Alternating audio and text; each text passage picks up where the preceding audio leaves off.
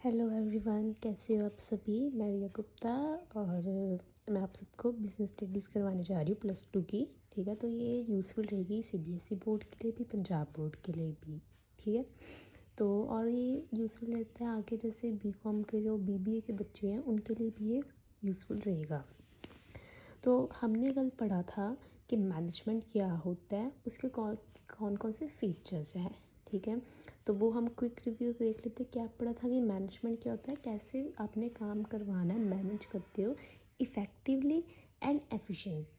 ठीक है ना, तो ये दोनों चीज़ें से करते हैं। तो हमने इन दोनों का डिफरेंस पढ़ा था। इफ़ेक्टिवनेस क्या होता है कि टाइम पे काम कर रहे हो, ठीक है, टाइम पे काम करके दे रहे हो, बट उसमें कॉस्ट नहीं देखते।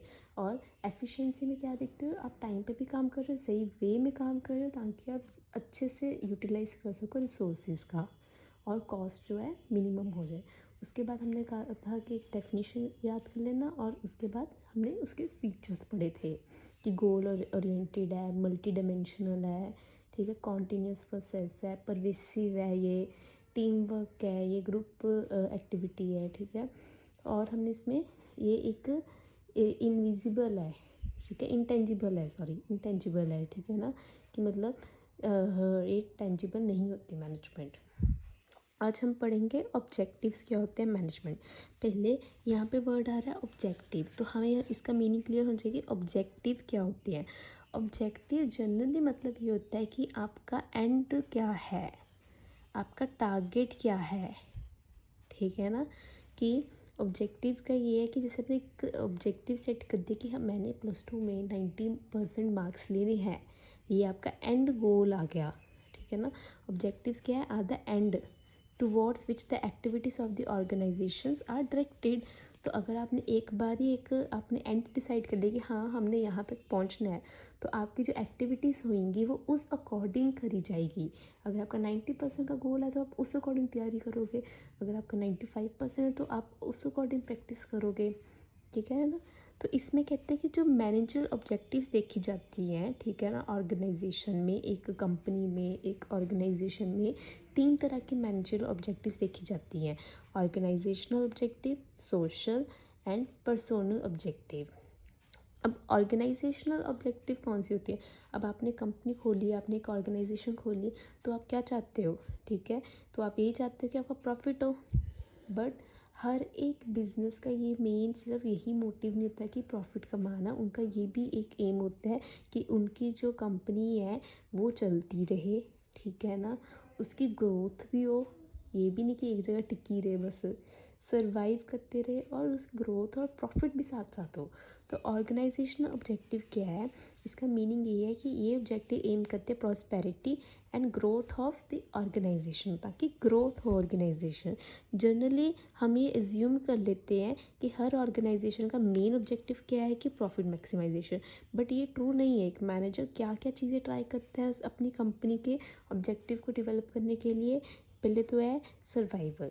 बेसिक पर्पस हर ऑर्गेनाइजेशन का यही है कि उसने सर्वाइव करना है, एग्जिस्ट करना है कॉम्पिटिटिव मार्केट में। इतना कंपटीशन है आज के टाइम पे, तो हर एक ऑर्गेनाइजेशन सबसे पहले यही चाहेगी कि वो सर्वाइव कर जाए, ठीक है ना, इस मार्केट में टिका रहे किसी तरह। ठीक है, उसके बाद आता है प्रॉफिट, कि वो इतना ही अमाउंट ऑफ प्रॉफिट अर्न कर सके। ठीक है ना, प्रॉफिट एसेंशियल है। अब ये तो है नहीं कि आप सिर्फ सर्वाइव कर रहे हो और आपको खुद लॉस में जा रहे हो, पैसा अपनी तरफ से लगाई जा रहे हो, ऐसा नहीं होता। प्रॉफिट जो है एसेंशियल है सर्वाइवल के लिए, ग्रोथ के लिए, एक्सपेंशन के लिए, बिजनेस के। ठीक है ना, क्यों क्यों ज़रूरी है प्रॉफिट, सर्वाइव करने के लिए, ग्रो करने के लिए भी आपको इन्वेस्टमेंट करनी पड़ेगी, एक्सपैंड करने के लिए भी आपको इन्वेस्टमेंट करनी पड़ेगी। तो प्रॉफिट भी एक इम्पॉर्टेंट ऑब्जेक्टिव आ जाता है ऑर्गेनाइजेशनल ऑब्जेक्टिव के अंदर। Then growth, growth business organisation must grow and expand their activities, उनको ज़रूर ग्रो करना चाहिए, एक्सपैंड करना चाहिए अपने बिजनेस। सक्सेस जो होती है ऑर्गेनाइजेशन की, वो हम किससे देखते हैं, उसकी ग्रोथ रेट से। ठीक है ना, कि हाँ ये कंपनी ग्रो कर रही है, तो मतलब ये कहीं ना कहीं ये सक्सेस हो रही है। ठीक है, तो वो हम कैसे मेजर करते हैं, इन टर्म्स ऑफ हम देखते हैं सेल्स, कि सेल्स कैसे है, नंबर ऑफ़ ब्रांचेज। अब एक कंपनी के अलग अलग जगह पे ब्रांचेस हैं, तो हम कहेंगे हाँ भाई इसका काम ज़्यादा है, तब भी इसके अलग अलग जगह ब्रांचेस हैं। ठीक है ना। नंबर ऑफ़ प्रोडक्ट अगर उसके ज़्यादा हो रहे हैं, मतलब उसको एक प्रोडक्ट में इसका हो रहा है, वो साथ साथ दूसरा प्रोडक्ट भी ओपन कर रहा है, उसके साथ साथ वो तीसरा प्रोडक्ट भी लॉन्च कर रहा है, चौथा प्रोडक्ट भी लॉन्च कर रहा है, तो मतलब वो क्या कर रहा है, नंबर ऑफ़ प्रोडक्ट से भी हम उसकी ग्रोथ देख सकते हैं, ठीक है ना। उसके नंबर ऑफ़ एम्प्लॉयज़ अगर एक कंपनी में 1000, 3000, 4000, 5000 एम्प्लॉयज़ वर्क कर रहे हैं, मतलब वहाँ काम ज़्यादा है, काम ज़्यादा है, सेल्स ज़्यादा है, ठीक है ना। सेल्स ज़्यादा मतलब प्रॉफिट भी वहाँ हो रहा है, ठीक है। इससे क्या हो रहा है, पता लग रहा है कि वो ग्रो भी कर रहे हैं, तो वो ग्रोथ की तरफ जा रहे हैं। ये हमने पढ़ा ऑर्गेनाइजेशनल ऑब्जेक्टिव। अब सिर्फ ये तो नहीं कंपनी अपना फ़ायदा देखेगी, हाँ भाई मेरी कंपनी जो है मार्केट में आ गई है, अच्छे से सर्वाइव कर रही है, प्रॉफिट भी अर्न कर रही है, ग्रोथ भी कर रही है, बट आप एक सोसाइटी में रहते हो तो आपको सोशल ऑब्जेक्टिव भी देखना पड़ता है, ठीक है ना। तो इट मीन्स कंपनी को डील करना पड़ता है, ऑर्गेनाइजेशन को डील करना पड़ता है with the commitment of organisation towards a society. मतलब उसको क्या है कि सोसाइटी की तरफ भी कुछ कमिटमेंट्स रखनी पड़ती है, ये नहीं कि आप कुछ भी कर रहे हो, ठीक है ना, और सिर्फ अपना प्रॉफिट देख रहे हो। वो कंपनी ज़्यादा देर सर्वाइव नहीं कर सकती जो सिर्फ अपना प्रॉफिट के लिए देख रहे हो, सोसाइटी को इग्नोर करती है, ठीक है ना। तो और बिजनेस ऑर्गेनाइजेशन एक पार्ट है सोसाइटी का, ठीक है ना। They earn by using the resources society, so they must do something for the society also. अब जगह हमारी सोसाइटी की यूज़ करी जा रही है, ठीक है ना, सोसाइटी का सब कुछ रिसोर्सेज यूज़ करे जा रहे हैं, तो सोसाइटी के लिए भी उसका बनता है कि कंपनी का कुछ ना कुछ करे। जैसे कि मेजर कौन कौन से सोशल ऑब्जेक्टिव्स देखे जा रहे हैं, supply of quality product at reasonable prices. क्या कर सकती है कंपनी कि क्वालिटी प्रोडक्ट दे, ठीक है, सही सही प्राइस पे, ना ज़्यादा हाई हो ना ज़्यादा लो हो कि कंपनी अपना नुकसान में चल जाए, ठीक ठीक प्राइस पे क्वालिटी प्रोडक्ट प्रोवाइड कर दे, ठीक है। कंट्रीब्यूशन कर दे towards civic activities, economic wealth generate कर सकता है, ठीक है ना, अपॉर्चुनिटीज़ इंक्रीज़ कर सकता है। अब वो कैसे करता है कि अगर वो कुछ ना कुछ न्यू प्रोडक्ट्स खोल रहा है, ठीक है ना, तो उससे क्या है, एम्प्लॉयज़ आएंगे उसी कंपनी में, ठीक है ना, जॉब ऑफर्स करेंगे वो लोग, तो वो क्या करेंगे, अपॉर्चुनिटी एम्प्लॉयमेंट अपॉर्चुनिटी जनरेट कर रहे हैं, फाइनेंशियल सपोर्ट कर सकते हैं कम्युनिटी को, ऑर्गेनाइजिंग कर सकते हैं educational health and vocational training programmes. ये ट्रेनिंग प्रोग्राम्स भी ऑर्गेनाइज कर सकते हैं एजुकेशन के रिलेटेड, वोकेशनल हेल्थ के रिलेटेड पार्टिसिपेट कर सकते हैं, ठीक है ना, सोशल सर्विसेज में जैसे कि एनजीओस वगैरह में। इन्वायरमेंट फ्रेंडली मेथड यूज़ कर सकते हैं प्रोडक्शन के लिए। आजकल जैसे अब कहते हैं ना सस्टेनेबल चीज़ें यूज़ करनी चाहिए, ठीक है ना, मतलब इन्वायरमेंट को भी कंसीडर करा जाता है, ठीक है। Provide employment opportunity to weaker section of society, जो पुअर सेक्शन है हमारी सोसाइटी का, उनको एम्प्लॉयमेंट अपॉर्चुनिटी प्रोवाइड करके भी कुछ सोशल ऑब्जेक्टिव्स फुलफिल करते हैं, ठीक है ना। तो हमने कौन कौन से पढ़े कि क्वालिटी प्रोडक्ट देना है रीज़नेबल प्राइस पे, ठीक है, इकोनॉमिक वेल्थ जनरेट कर दी, एम्प्लॉयमेंट अपॉर्चुनिटी हमने कर दी generate, employment opportunity weaker section के लिए भी कर दी है। इसमें हमने पढ़ा फाइनेंशियल सपोर्ट कर दी कम्युनिटी को। फिर हमने पढ़ा कि ऑर्गेनाइज करते हैं एजुकेशनल हेल्थ और वोकेशनल ट्रेनिंग, पार्टिसिपेट कर सकते हैं ये सोशल सर्विस एनजीओस में वगैरह, और यूज़ कर सकते हैं इन्वायरमेंट फ्रेंडली मेथड। उसके बाद आता है कि ये थर्ड हमारा ऑब्जेक्टिव आता है पर्सोनल। पर्सोनल मीन्स ह्यूमन, ठीक है ना, इंडिविजुअल ऑब्जेक्टिव्स, ठीक है ना। एक ऑर्गेनाइजेशन को ये भी चीज़ में ध्यान रखनी चाहिए, उसने ऑर्गेनाइजेशन भी पूरी कर ली, सोशल भी कर ली, अब उसको अपने एम्प्लॉयज़ के लिए भी तो उनके भी ऑब्जेक्टिव्स फुलफिल करने चाहिए, तब भी एम्प्लॉय जो मोटिवेट रहेगी तब भी वो काम करेगी। इंडिविजुअल ऑब्जेक्टिव रिलेट करते हैं एम्प्लॉयज़ ऑफ द ऑर्गेनाइजेशन, जो इंसान काम कर रहे हैं उनकी ऑर्गेनाइजेशन में। As employees are most important resources, ये इंपॉर्टेंट रिसोर्सेज है हर कंपनी के, और इनको सेटिस्फाई करना, मोटिवेट करना बहुत ज़रूरी है, ठीक है।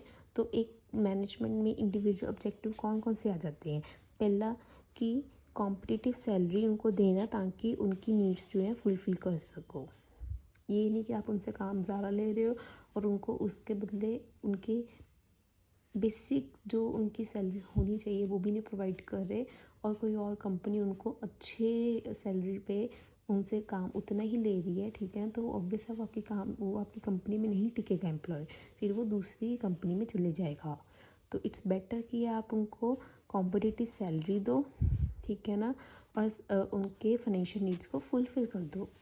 Then promotion, training, personal growth, development करनी है एम्प्लॉयज़ की, ताकि वो फुलफ़िल कर सके स्टीम और other higher level of needs fulfil कर सके एम्प्लॉयज़ की, ठीक है ना। प्रमोशन करते रहो ताकि वो मोटिवेट हो जाए। ट्रेनिंग दो जो न्यू इंटर्न पे आए हैं, ठीक है ना, या जिनको नहीं इतना पता। जैसे पहले बैंक में क्या था, कंप्यूटर्स नहीं थे। पहले जब कंप्यूटर्स नहीं थे तो बुक्स वो रजिस्टर्स में सारा कुछ एंट्री करते थे। बट जब कंप्यूटर आया तो उन एम्प्लॉयज़ को ट्रेनिंग दी गई। ये नहीं कि उनको हटा दिया कि आपको कंप्यूटर नहीं चलाना नहीं आता।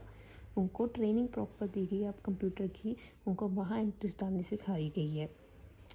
पर्सोनल ग्रोथ एंड डेवलपमेंट करो एम्प्लॉयज़ की, ठीक है ना। Then peer recognition, self respect, respect for colleagues to fulfil social need, उनको रिस्पेक्ट दो, ठीक है ना।